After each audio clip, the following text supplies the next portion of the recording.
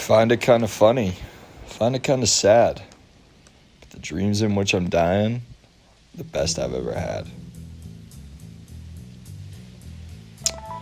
So me and my friends were driving through the mountains, and we found a large gathering with live music, food, and an almost impossible view, one that looks like it's out of a video game.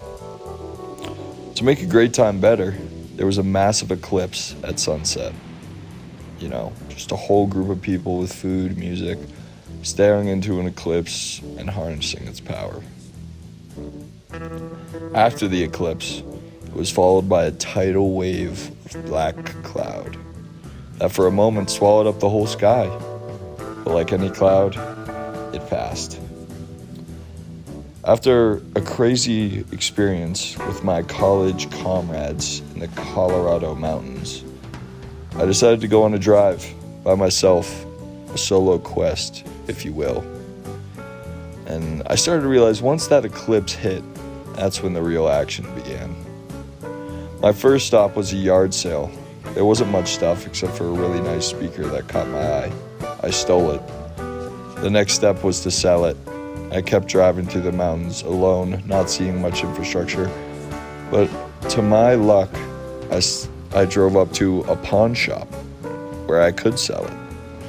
So I walked in this big store and there were two people there, the owner and the customer. I brought the speaker in and the owner, his eyes light up. He goes, "Whoa, where'd you get that?" I'm like, "I just found it in my attic." He goes, "Oh, okay."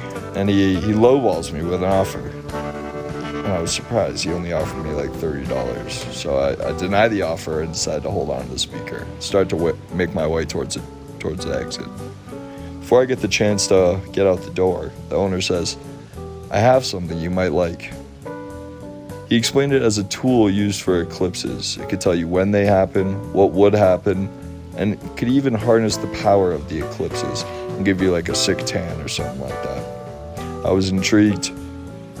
Then he said, "Come back into the office and I'll show you." I looked into his soul and the mood shifted. I replied, "I'm just gonna wait here and you bring it out." He replied, "Okay." About 10 seconds go by. He opens the door and just blows the other customer away right in front of me. Just shoots him right in the head, right in front of me. I run for the door, but he's too close. He shoots me in the balls. I stumble to the ground and crawl into the corner, just holding my genitals, praying for something. I don't talk to him and he doesn't talk to me, and I just close my eyes and hear the footsteps coming. And he shoots me in the back of the head. And usually that would be the end of the dream. But in this case, it was different. My soul left my body, and I became the owner. In first person, I dropped the gun in disbelief, and then woke up. Now, I woke up scared shitless at first, but I quickly started laughing because Riders on the Storm was playing in my head for some reason. How are dreams a reflection of our lives, and can they help guide us in the future? How does one make sense of a story like this? Let's call it the novella. The novella begins with me riding through the Colorado mountains with my friends and partying into the sunset.